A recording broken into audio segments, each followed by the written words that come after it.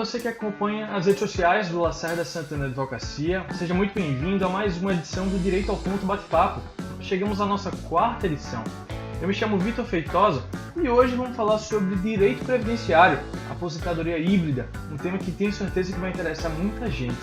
Antes disso, devo lembrar para você o seguinte: esse programa, bem como todos os 3 primeiros, eles estarão disponíveis em todas as nossas redes sociais: Instagram, Facebook, LinkedIn e no canal oficial do YouTube do Lacerda Santana Advocacia. Além, é claro, do formato de podcast, para você ouvir onde quiser. Conheça o nosso podcast Mundo Jurídico, que está disponível no Spotify, Google Podcasts, Deezer e no Anchor. Vai lá no nosso Instagram, clica no link da bio que você pode acessar qualquer um desses conteúdos, beleza? Sem mais delongas, vamos ao que interessa. Hoje vamos falar sobre aposentadoria híbrida e para isso eu tenho a honra de receber 2 advogados super inteligentes, competentes do nosso escritório. Primeiro ela, doutora Germana Almeida. Recebo também o Dr. Gildimar Lima. Sejam muito bem-vindos, doutores. Primeira participação de vocês aqui comigo. Bom, no Lacerda Santana a gente dá prioridade às mulheres, então eu começo com ela, doutora Germana Almeida. Doutora, o que seria essa tal de aposentadoria híbrida? Boa tarde, Vitor. Boa tarde, doutor Gildemar, e boa tarde a todo mundo que está assistindo a gente. A aposentadoria híbrida, na verdade, ela é uma espécie de aposentadoria por idade criada em 2008. E o foco dela, o objetivo da aposentadoria híbrida é possibilitar a milhares de trabalhadores que passaram do campo para a cidade somar esses tempos e poder constituir a carência necessária para se aposentar. Ela é uma modalidade de benefício que justamente ela permite somar tempo rural com o tempo urbano no intuito de atingir a carência da aposentadoria por idade urbana. A gente sabe que os trabalhadores rurais, muitas vezes, eles deixam o labor no campo e eles passam a desenvolver atividade essencialmente urbana. É aquela questão do êxodo rural que a gente já conhece, que continua até hoje. Então, quando eles estão trabalhando agora na cidade e chega a idade de se aposentar, na CTPS, na carteira de trabalho, eles não atingem o tempo de carência necessário à aposentadoria. Então, a aposentadoria híbrida nada mais é do que essa benesse, essa facilidade da gente conseguir somar tempo urbano com tempo rural e vice-versa, para dar a possibilidade dessas pessoas conseguirem completar a carência e alcançar a aposentadoria tão desejada. Eu acho que o Dr. Gildemar pode falar um pouco mais e explicar sobre como funciona e sobre como é a prova desses tempos. Olá, Vitor. Olá, doutora Germana. Olá, você que nos assiste. Então, a aposentadoria híbrida, ela é realizada nos mesmos moldes, com as mesmas regras da aposentadoria por idade, exigindo-se, assim, alguns requisitos. Dentre eles, o requisito da idade mínima, onde o homem deverá ter 65 anos e a mulher 62 anos, bem como o requisito da carência. Essa carência são de 180 meses, equivale-se a 15 anos. A carência nada mais é que a junção dos períodos urbanos com os períodos rurais. Esses períodos rurais, eles também são conhecidos como períodos fictícios. Mas por que fictícios? O que é que acontece? O segurado que trabalha em regime de economia familiar, pela natureza peculiar de seu trabalho, ele não tem a obrigatoriedade de contribuir para a Previdência. Sendo assim, tão somente bastando ele conseguir comprovar todo esse tempo onde ele alega ter trabalhado nas áreas rurais.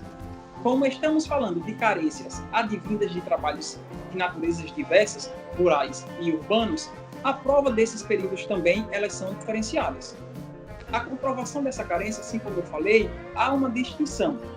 A comprovação da carência dos trabalhadores urbanos normalmente são feitas através da carteira de trabalho, das guias de pagamentos, aquelas guias emitidas pelo próprio site do INSS. Já a comprovação da carência do setor rural, eles são um pouco mais, digamos que, complexas, pois o segurado deverá ter de comprovar, logicamente, essa carência através de certidão de casamento, certidão eleitoral, a inscrição em um sindicato rural e até mesmo de testemunhas. Doutores, agora eu pergunto a vocês o seguinte: a reforma da Previdência alterou alguma coisa na aposentadoria híbrida? Sim, Vitor, a reforma da Previdência realmente fez uma pequena alteração aí com a aposentadoria híbrida. Como o Dr. Judemar já tinha explicado, a aposentadoria híbrida, ela segue as mesmas regras da aposentadoria por idade urbana, que é a tradicional. Então, por causa disso, ela também sofreu alterações. Antes, os requisitos eram a idade mínima de 60 anos para mulheres e 65 anos para homens, e para ambos esse tempo de carência de 180 meses, somado o tempo rural e o tempo urbano. Só que, como teve a reforma da Previdência, houve uma alteração agora para a idade mínima das mulheres. A alteração foi de 60 anos para 62 anos progressivamente. É importante ressaltar que essa alteração advinda da reforma, ela somente passa a ser válida a partir da vigência da reforma, ou seja, a partir de novembro de 2019. E por qual razão eu estou falando isso e por que isso é tão importante? Porque se o segurado ele preencher os requisitos da idade e carência antes da reforma, mesmo que o pedido dele seja feito posterior à reforma, as regras exigidas são as regras anteriores e o direito do segurado ele fica resguardado.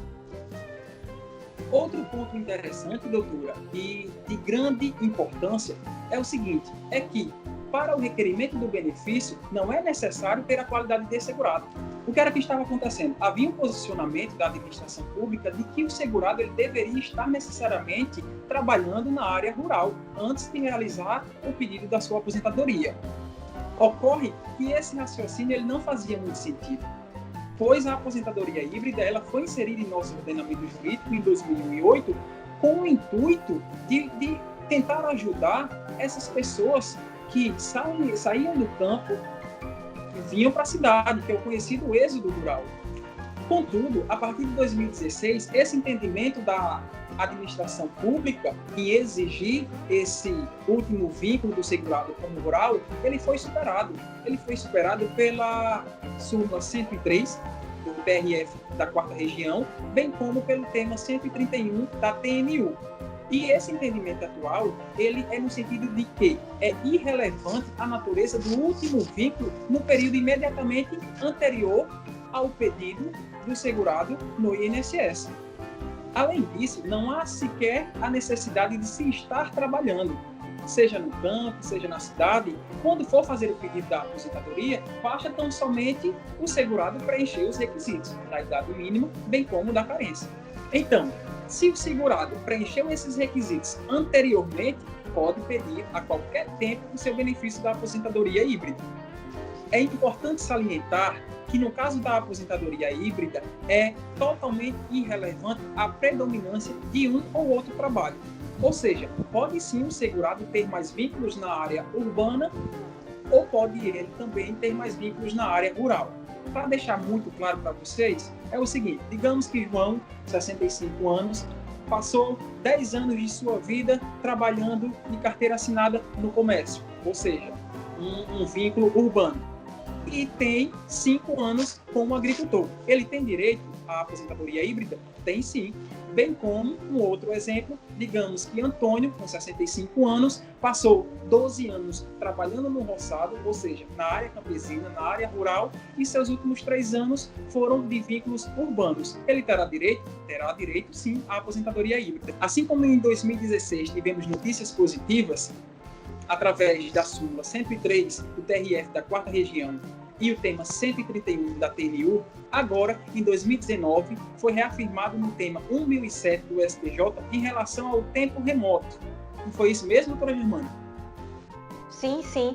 O tema 1007 do STJ trouxe excelentes notícias e meio que pacificou toda essa discrepância, toda essa divergência de pensamentos sobre a aposentadoria híbrida. O tema 1007 ele fala principalmente sobre tempo de trabalho remoto e descontínuo dentro da aposentadoria híbrida. Mas, em primeiro lugar, a gente precisa se perguntar, o que é trabalho remoto?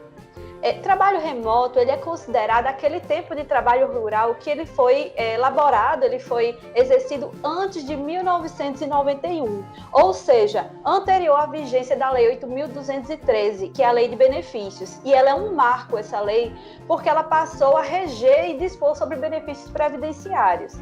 ocorre que havia certas diferenças de interpretação, como você mesmo já tinha falado. A administração pública, ela tem uma interpretação normalmente muito restritiva acerca de direitos. E essas diferenças, divergências jurisprudenciais, eram sobre a possibilidade ou não de se computar esse tempo remoto na soma para fazer a carência da aposentadoria híbrida. A administração pública, na imagem do INSS, ela defendia que, para fins de aposentadoria híbrida, o tempo de trabalho remoto, tempo antes de 1991, ele só poderia ser computado para a soma da carência se fosse indenizado. Melhor explicando, os períodos de atividade rural anteriores a 1991, eles podiam até ser computados, mas o INSS ele tinha que ser indenizado. Ou seja, além de provar o trabalho rural, também deveria ter a necessidade de pagar o INSS por esse período anterior à lei. Ou seja, é o equivalente a recolher as contribuições previdenciárias referentes a esse período remoto. E por que o INSS ele tinha esse raciocínio? Porque em 1991 foi fixado, através da Lei de Benefícios, que o agricultor em regime de economia familiar ele não precisava recolher as contribuições para o regime. Como o doutor Judemar já falou, a natureza peculiar, né, do trabalho rural ficou definido pela lei que o trabalho rural ele somente precisaria se comprovar o tempo da atividade e não o efetivo recolhimento das contribuições.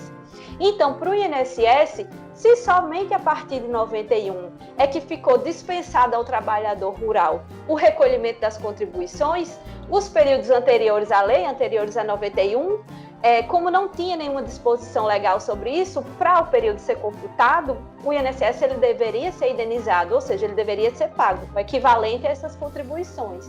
Só que agora, no fim de 2019, finalmente o STJ ele resolveu esses dilemas, essas divergências sobre a aposentadoria híbrida. O STJ ele julgou o tema 1007 e ele é muito interessante porque ele fala tanto de período de trabalho remoto, que era o que a gente já estava explicando, quanto sobre coisas que também o Dr. Judemar já falou. Em que é que consiste o julgamento do tema 1007? Eu vou dividir em duas partes. No tema 1007, foi pacificado que o tempo de serviço rural, ainda que remoto, anterior a 1991 e descontínuo, ele pode sim ser computado para fins de carência, para aposentadoria híbrida, mesmo que não haja nenhuma indenização, nenhum recolhimento. Então, isso foi pacificado, o tempo remoto pode sim ser computado, independente de recolhimentos. E a segunda parte é que o tema também pacificou que não importa a predominância do trabalho exercido no período de carência, ou seja, não precisa ter mais trabalho rural e menos trabalho urbano e vice-versa, não importa a predominância.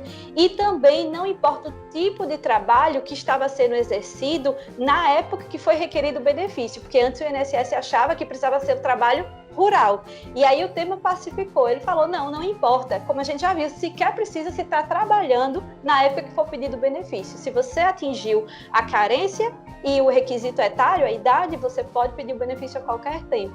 Então foi um tema muito importante, foi um marco para a aposentadoria híbrida.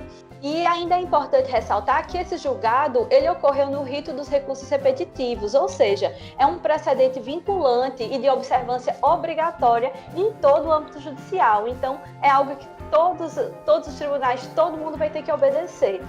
E para encerrar, eu queria ressaltar que o ministro relator do recurso, o ministro Napoleão Nunes Maia Filho, ele ressaltou que a aposentadoria híbrida, que foi criada em 2018, ela consagra um princípio constitucional, que é o princípio da uniformidade e equivalência dos benefícios e serviços às populações urbanas e rurais. Ou seja, a Constituição é um princípio da Constituição que esses benefícios não podem ser diferenciados. Tem que haver uma equivalência entre o trabalho urbano e o trabalho rural, justamente para reforçar que nenhum trabalho é melhor que o outro, que ambos têm sua importância. E assim, com esse julgado que foi tão positivo e que ele vedou de vez qualquer tipo de interpretação restritiva sobre a aposentadoria híbrida, a gente vê que esse julgado ele deu um máximo aproveitamento e valorização do trabalho rural, que foi uma coisa muito boa. Gente, adorei receber vocês aqui hoje. Vocês deram um show de conhecimento aí sobre a aposentadoria híbrida. Eu já posso escrever um artigo sobre o tema, pelo que eu captei de vocês. Então, gostaria de perguntar, doutor Judemar, você quer fazer uma consideração final? Então, eu quero agradecer a oportunidade, o espaço de trazer informações, julgados, tantas notícias positivas para um tipo de aposentadoria que corriqueiramente eu atendo, eu trabalho e me dedico, e de grande importância para a sociedade. Isso aí, doutor. Muito obrigado, viu? Doutora Germana, fica à vontade. Eu acho que a gente conseguiu fazer um apanhado geral sobre as peculiaridades da aposentadoria híbrida. Acho que é um benefício extremamente importante, porque, de fato, ele valoriza o trabalho rural e permite as pessoas somarem esses tempos para poder atingir a benesse da aposentadoria. Então, ele tem uma relevância impressionante, muito importante. E eu só agradeço a possibilidade de estar aqui e de passar esses conhecimentos, quem sabe tirar a dúvida de alguém que esteja precisando. Gente, muito obrigado. O Lacerda Santana Advocacia está cheio de gente competente, corpo jurídico lá é excelente. Uma prova aí, doutor Gildemar e doutora Germana, que nos agraciaram falando sobre a aposentadoria híbrida de forma brilhante. Então eu lembro para você de casa que está me assistindo que o Lacerda Santana Advocacia continua atendendo, mesmo em casa, né? Nossos atendimentos presenciais ainda não retornaram. Em breve vai acontecer, mas no momento continuamos atendendo remotamente, dando toda a assistência para você, seja por WhatsApp, por telefone ou pelas nossas redes sociais. E é isso. Esse programa vai estar disponível em todas as nossas mídias sociais, podcast Mundo Jurídico. Você pode conferir em qualquer um desses veículos, beleza? Fique por aqui. A gente se vê daqui a 2 semanas no próximo Direito ao Ponto, bate-papo. Tá bom? Um abraço, gente. Até mais, hein? Tchau, tchau.